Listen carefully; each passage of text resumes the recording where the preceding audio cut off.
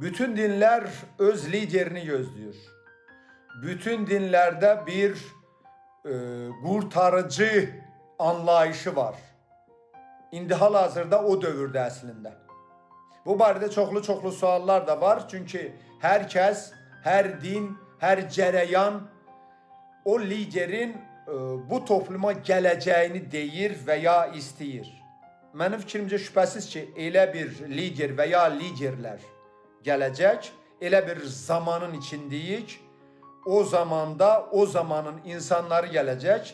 O yeni zamandır, o ədalətli bir zamandır və o zaman o insanlar ədalətli sistemi gətirəcəklər bu dünyaya. Yəni kapitalizm və imperializm sistemi tamamilə dağılacaq, onun yerinə yeni bir sistem gələcək.